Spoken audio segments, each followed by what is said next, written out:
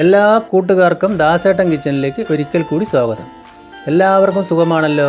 ഇന്ന് ഞാൻ ഇവിടെ ഉണ്ടാക്കാൻ പോകുന്ന ഒരു നാടൻ രീതിയിലുള്ള മുട്ട പപ്സിൻ്റെ റെസിപ്പിയാണ്. എൻ്റെ വീഡിയോ ഇഷ്ടപ്പെട്ടു കഴിഞ്ഞാൽ ലൈക്ക് ചെയ്യുക. ആദ്യമായിട്ട് കാണുന്നവരുണ്ടെങ്കിൽ ഒന്ന് സബ്സ്ക്രൈബ് ചെയ്ത് ബെല്ലൈക്കൺ അമർത്തി ആ ഓൾ എന്ന ഓപ്ഷൻ കൂടി ഒന്ന് കൊടുക്കണേ. അതിനായിട്ട് ഞാൻ ഒരു 3 മുട്ട ഇവിടെ ബോയിൽ ചെയ്ത് വെച്ചിട്ടുണ്ട്. ഇനി നമുക്ക് അതിലേക്ക് വേണ്ടുന്ന മാവ് ശരിയാക്കാനായിട്ട് ഒരു 150 ഗ്രാം മൈദയാണ് എടുത്തിട്ടുള്ളത്. അതിലേക്ക് അല്പം ഉപ്പും വെള്ളവും ചേർത്തിട്ട് നമ്മൾക്ക് കുഴച്ചെടുക്കണം.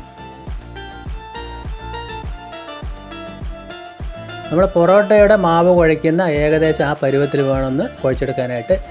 അല്പം ഒന്ന് ലൂസായാലും കുഴപ്പമൊന്നുമില്ല.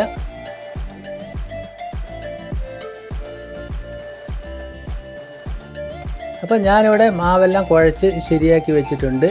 അത് നമുക്കൊന്ന് 10 മിനിറ്റ് ഒന്ന് റെസ്റ്റ് ചെയ്യാൻ വയ്ക്കുക. 10 മിനിറ്റ് റെസ്റ്റ് ചെയ്യാൻ വെച്ചതിന് ശേഷം ആ മാവിന് ഞാൻ ഇതുപോലെ 3 ബൗളാക്കിയിട്ട് 3 പീസാക്കി എടുത്തിട്ടുണ്ട്. എന്നതിന് ശേഷം വീണ്ടും ഒരു 10 മിനിറ്റ് അത് റെസ്റ്റ് ചെയ്യട്ടെ. അപ്പോഴേക്കും നമുക്ക് അതിന് വേണ്ട ഫില്ലിങ് തയ്യാറാക്കണം. അതിനായിട്ട് ഒരു ചീനിച്ചട്ടി അടുപ്പത്ത് വെച്ചിട്ട് ആവശ്യത്തിന് ഓയിൽ ഒഴിച്ച് കൊടുക്കുക. അതിലേക്ക് 2 മീഡിയം സൈസ് സവോള പൊടിയായി അരിഞ്ഞിട്ട് കൊടുക്കണം. പിന്നെ ഒരു 2-3 പച്ചമുളക് പൊടിയായി അരിഞ്ഞത്, പിന്നെ ചെറിയ കഷ്ണം ഇഞ്ചി പൊടിയായി അരിഞ്ഞത്, പിന്നെ ഒരു 5-6 അല്ലി വെളുത്തുള്ളി പൊടിയായി അരിഞ്ഞത്.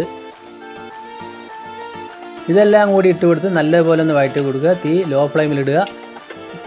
ഈ ഫില്ലിങ് അധികം അങ്ങോട്ട് വഴന്ന് പോകേണ്ട ആവശ്യമൊന്നുമില്ല. ആവശ്യത്തിന് ഞാൻ പൊടിയുപ്പ് ചേർത്ത് കൊടുത്തിട്ടുണ്ട്. പെട്ടെന്നൊന്ന് വാടി വരും. പിന്നെ എരിവിന് ആവശ്യമായ മുളക് പൊടി 1/2 സ്പൂൺ, അല്പം മഞ്ഞൾപ്പൊടി, അല്പം ഗരം മസാല ഇതുകൂടി ചേർത്ത് നല്ലതുപോലെ ഒന്ന് മിക്സ് ചെയ്ത് കൊടുക്കുക. ഉള്ളിയൊക്കെ ഒരുവിധം വഴന്ന് വന്നിട്ട് ഇത്രത്തോളം വന്നാൽ മതി. അപ്പോൾ നമ്മൾ ലോ ഫ്ലെയിമിലിട്ട് ഇത് ചെയ്യുക. ഇനി അതിലേക്ക് ഒരു 1/2 സ്പൂൺ കുരുമുളക് പൊടി ഇട്ട് കൊടുത്തിട്ടുണ്ട്. അതുകൂടി ഒന്ന് മിക്സ് ചെയ്തതിന് ശേഷം ഒരു 2 സ്പൂണ് ബ്രെഡ് ക്രംസ് കൂടി ചേർത്ത് കൊടുക്കുക. നല്ലതുപോലെ ഒന്ന് മിക്സ് ചെയ്യുക.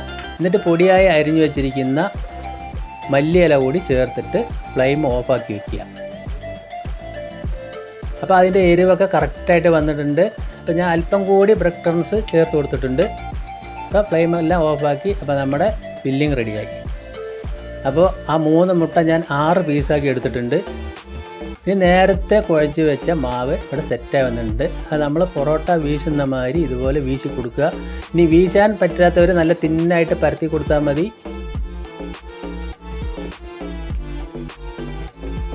വൈകുന്നേരം ചായക്ക് നല്ല അടിപൊളി ടേസ്റ്റ് ആയിരിക്കും. നമ്മൾ വീട്ടിൽ തന്നെ ഉണ്ടാക്കാം. അപ്പോൾ മാവ് ഇതുപോലെ ഒന്ന് വീശി കൊടുത്തിട്ട് അധികം നൈസാവരുത്, പൊട്ടാത്ത രീതിയിൽ ഇതുപോലെ വീശി കൊടുക്കുക. എന്നിട്ട് അത് 2ആയിട്ട് കട്ട് ചെയ്യണം.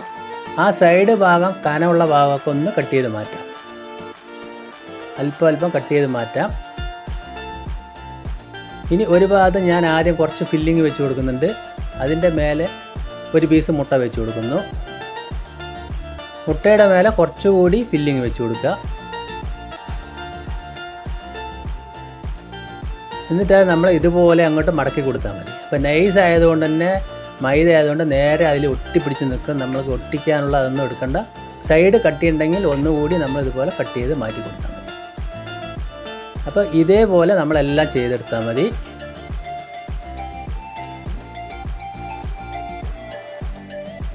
അപ്പോൾ നമ്മൾ വീഡിയോയിൽ കാണുന്ന മാതിരി തന്നെ ചെയ്യുക.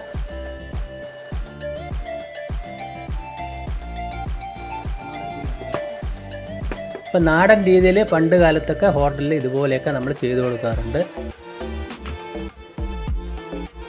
ബേക്ക് ചെയ്യാതെ തന്നെ നമ്മൾക്ക് വീട്ടിൽ പെട്ടെന്ന് ഉണ്ടാക്കാൻ പറ്റും.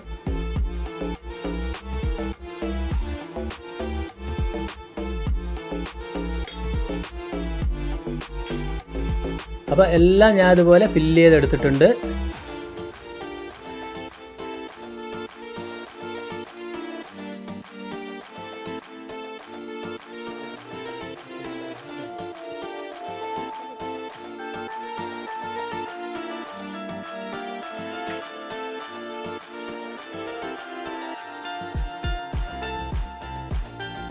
കുറച്ച് മാവ് ബാലൻസ് ഉണ്ട്. ഇനി ഒരു പരന്ന തവ ഞാൻ അടുപ്പത്ത് വയ്ക്കുന്നു.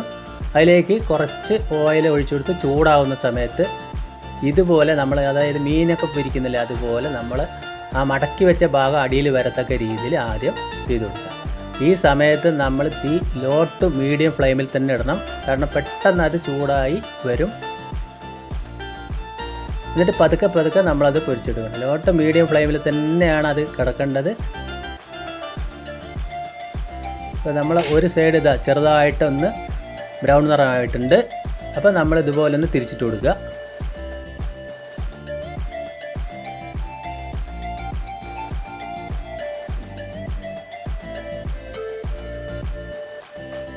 അങ്ങനെ നമ്മൾ ലോ ഫ്ലെയിമിൽ ഇട്ടുകൊണ്ട് തന്നെ ഇത് തിരിച്ചും മറിച്ചും ഇത് ഇട്ട് നമ്മളത് വേവിച്ചെടുക്കണം. അപ്പോൾ അതിനകത്ത് മല്ലിയില, ഗരം മസാല, വെള്ളുള്ളി, ഇഞ്ചി എല്ലാം ചേർന്നുകൊണ്ട് തന്നെ നല്ലൊരു ടേസ്റ്റ് ആയിരിക്കും. എല്ലാവരും ഒന്ന് ട്രൈ ചെയ്ത് നോക്കണം.